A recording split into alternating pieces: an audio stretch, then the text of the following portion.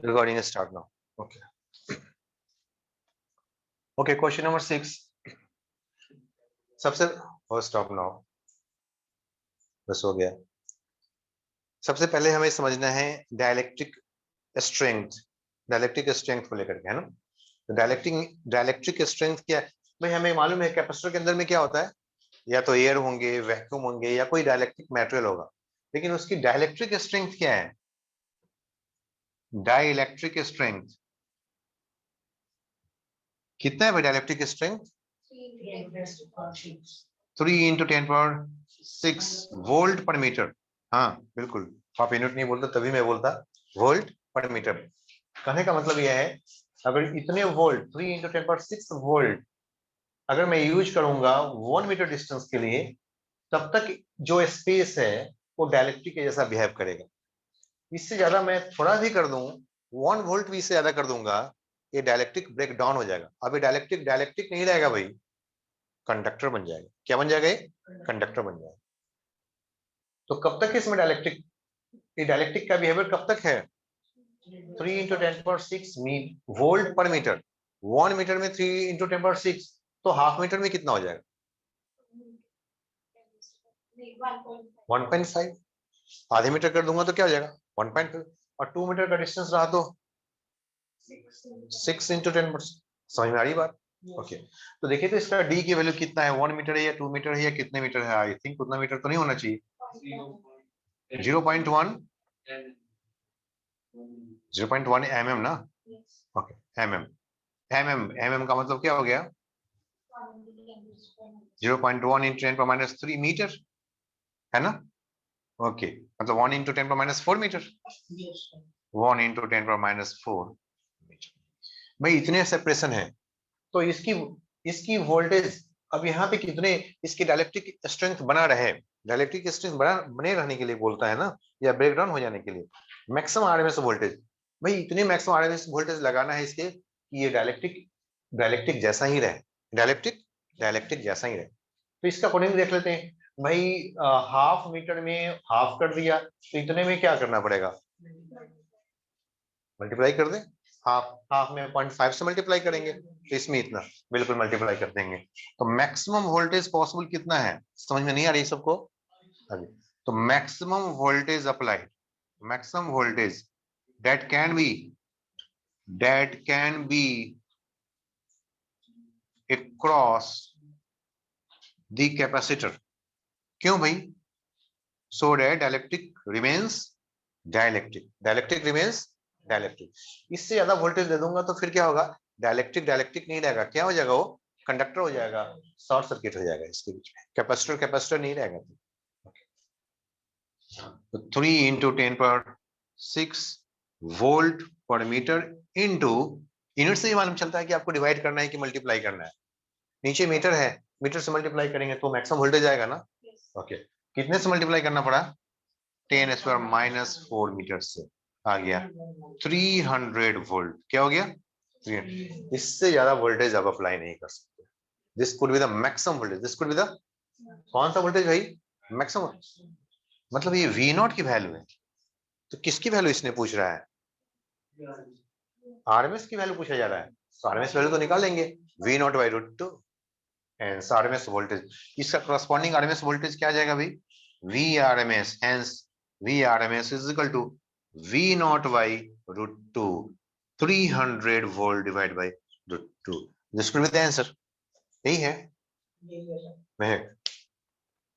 यही है. आपने क्वेश्चन ऐसा ही समझा था? मैंने क्वेश्चन समझ में आया ना? ओके. तो इसमें प्लेट एरिया कोई यूज नहीं आया. प्लेट एरिया कोई यूज नहीं है क्योंकि चार्ज नहीं निकालना था, कैपेसिटेंस की कोई जरूरत नहीं थी. ऐसा ही काम हो गया. Question number 6. आगे answer 210 volt. Yes, the answer is 210 volt. हाँ भाई, 311 वोल्ट होता तो 220 होता. 210 वोल्ट के आसपास. एमसीक्यू क्वेश्चन में डायरेक्टली भी कर सकते हैं. क्वेश्चन नंबर 6 क्लियर है ना? हमें यहाँ पे प्लेट एरिया की कोई जरूरत नहीं पड़ी, हमें यहाँ पे चार्ज की कोई जरूरत नहीं पड़ा. हमें तो बस डाइलेक्ट्रिक स्ट्रेंथ के बारे में समझने की कोशिश किया, वही होता क्या है. क्लियर है? क्या डायलेक्ट्रिक स्ट्रेंथ का? भाई dielectric strength is the maximum value of the potential difference across the 2 points so that the space between them remains dielectric.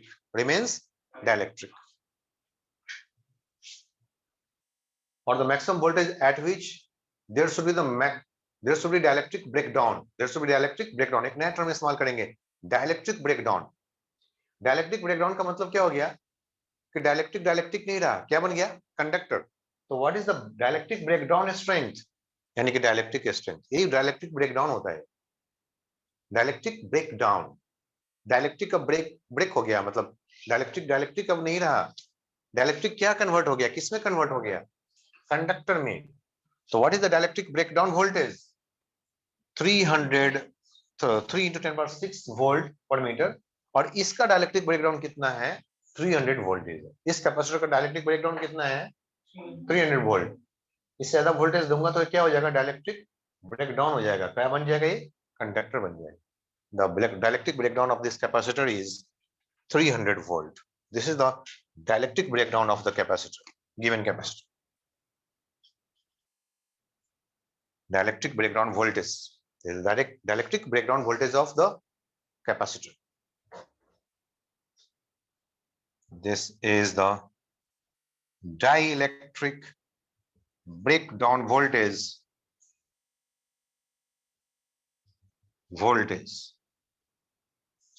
of the given capacitor.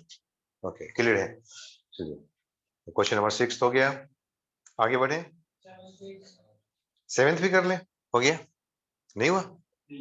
अच्छा, क्वेश्चन नंबर 7 और भी किसी ने कोशिश की हो जेन्युइन तो बोल सकते हैं। नहीं किए? कर किए थे, नहीं हुआ? चलिए कर लेते हैं। Next question, question number 7। Question number 6 हो चुका है। क्लियर है भाई Pulkit? Yes sir. Okay, next में आ जाए। हटा दें सब, ये लीजिए हटा दिया इसको।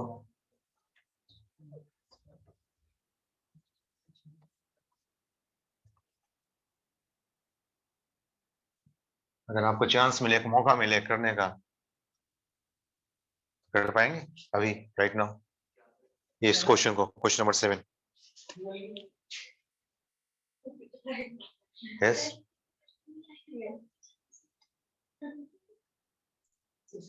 नहीं, फिर से दोबारा चांस, दोबारा मौका। जिंदगी बार बार मौका थोड़ी नहीं देती, एक बार और आपको मौका मिला इस क्वेश्चन को करने के लिए। The current in discharging LR circuit is given by, भाई कैसा सर्किट है? LR सर्किट है। चलिए LR सर्किट हमने बना दिया, ऑब्वियसली ऐसे सर्किट ही होगा। आगे क्वेश्चन हमने नहीं देखा, लेकिन ऐसे सर्किट होगा। Given LR circuit is given by I is equal to I naught। भाई इसमें करंट है I is equal to I naught exponential minus T upon T, ऐसा ही है क्या? Yes, sir. Okay. Where tau is the time constant of the circuit, calculate the RMS current for the period T is equal to 0 to T is equal to T। ठीक है भाई? ओहो, कुछ नहीं, ये तो बड़ा सिंपल सा है। ये तो वो चीज है जिससे हमने RMS करंट निकालने का तरीका हमने देखा था। RMS का मतलब क्या होता है? RMS का मतलब रूट मीन, मतलब root of mean of square of the current, ये होता है ना। तो भाई आपको फाइंड आउट करना है RMS करंट। करंट की वैल्यू ये है और आपको क्या निकालना भाई? RMS current. तो what is the RMS current? Root of mean of square of the current, ये निकालना है। तो रूट तो हम बाद में कर लेंगे, पहले मीन तो निकाल लेते हैं स्क्वायर का। तो भाई एग्जैक्टली हमें फाइंड आउट इससे करना है, रूट तो कर लेंगे, पहले तो हमें मीन निकालना है। किसका मीन निकालना है भाई? स्क्वायर का मीन निकालना है, ये तो करना है। ये मीन का इंडिकेशन है। और मीन कैसा निकालते हैं ये भी सबको पता है भाई। आई स्क्वायर का मीन निकालना तो आई स्क्वायर dt करते हैं, इंटीग्रेशन करते हैं, फिर dt करते हैं, 0 to t के लिए बोला था, 0 to t के लिए बोलते हैं। where t is the one time constant. हमें पता है LR सर्किट में वन टाइम कांस्टेंट टाउ की वैल्यू क्या होता है? एल बाई आर होता है, वी नो डैट, होता है ना।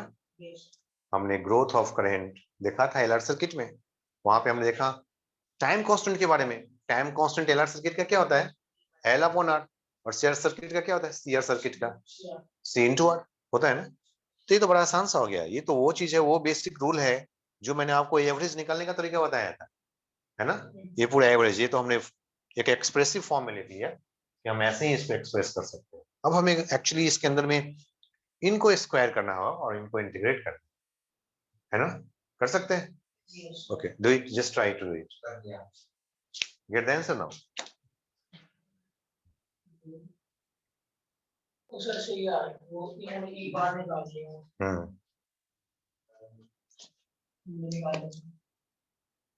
ये रूट होगा तो हम करते रहेंगे, नहीं कर भी देंगे रूट, आगे का स्टेप लिखेंगे तो भाई चलो रूट की तो कोई बात नहीं, अगर मैं पहले ये वाली कैलकुलेशन कर लूं फिर बाद में उसकी जगह पे सेट कर लूंगा, तो बस आई स्क्वायर डी टी अगर काम कर लेना ये वाली इंटीग्रेशन 0 टू टी, तो अपना काम हो जाता है ना।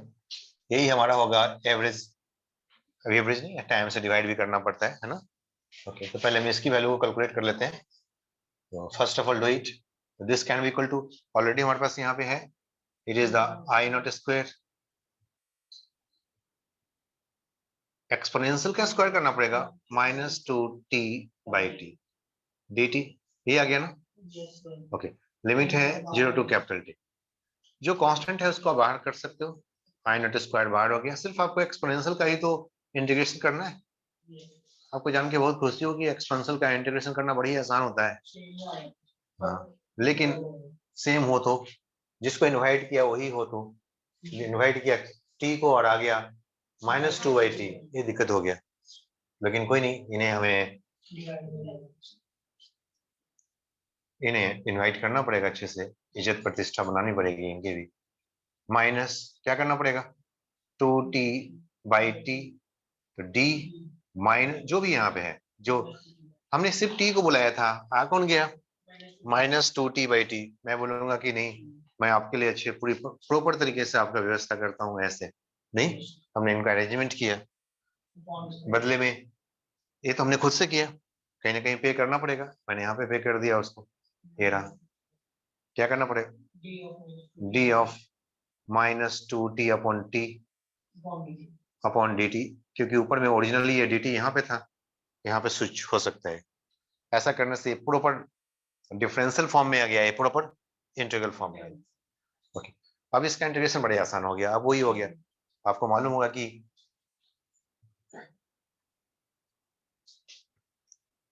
ई एक्स का differentiation with respect to x e x ही होता है, और ई एक्स का देयरफॉर ई एक्स का इंटीग्रेशन ई एक्स ही है, और ई एक्स का इंटीग्रेशन एक्स के रिस्पेक्ट में ई एक्स ही आता है,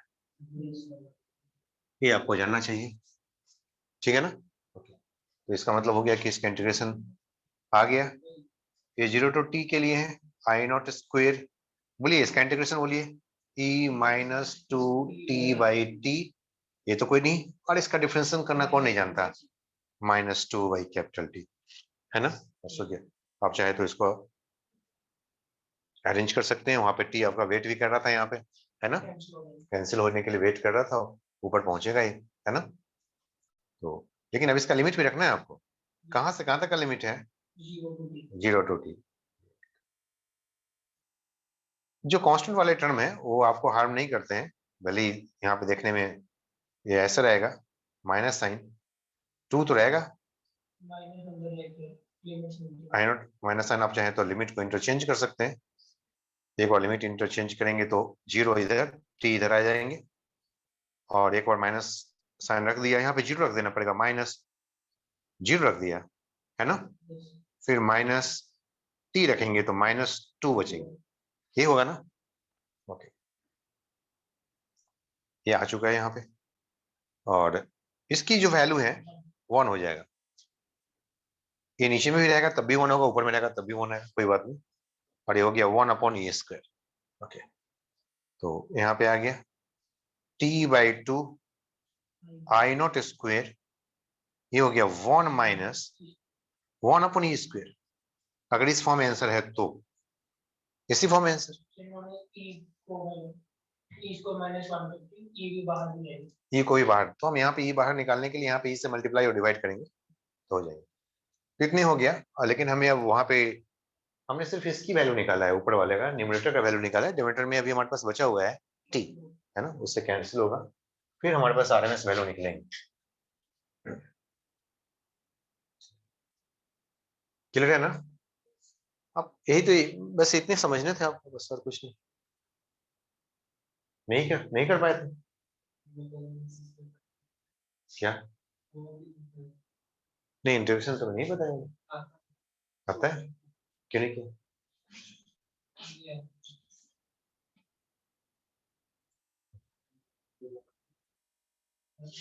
इसके आगे एक काम, अभी इसके आगे इसको हम यहाँ पे पुट कर लेते हैं। यस चलिए उतना कीजिए पहले। Is equal to root of, क्या लिख दिया उसको कैरी कर ले यहाँ पे, T by 2 I not square 1 minus 1 upon E square, और यहाँ पे डी टी का इंटीग्रेशन करते हैं तो बनते हैं टी, टी कैंसिल हो जाएगा इसके साथ, यहाँ बनेंगे root of I not square by 2 minus square by 2 1 minus, क्या लेना है, ई स्क्वायर कॉमन लेना है। चलिए ई स्क्वायर हमने कॉमन ले लिया, क्या बचेगा यहाँ पे, ई स्क्वायर कॉमन लेना है। आंसर में क्या है कॉमन लिया है, ई स्क्वायर कॉमन ले लिया, यहाँ चलिए 1 बाई स्क्वायर कॉमन ले लीजिए, तो 1 बाई ई स्क्वायर कॉमन लिया तो यहाँ पे ई स्क्वायर माइनस 1 हो गया, दैट्स इट। क्योंकि हमने यहाँ पे ई स्क्वायर से मल्टीप्लाई और डिवाइड कर लेंगे तो 1 बाई ई स्क्वायर यहाँ पे आ गया, और रूट निकालना है तो ये कंप्लीटली रूट में आ जाएगा भाई, ये हो जाएगा I naught by e root 2 times हो जाएगा, यहाँ पे रूट 2 रहेंगे, नहीं है रूट 2, अच्छा इसके अंदर इस ऐसे रखना है, ऐसे रखना है इसको, ठीक है ऐसे रख लो।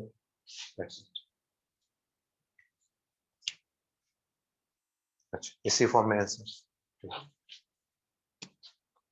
क्या नाम है इसका, आई आरएमएस।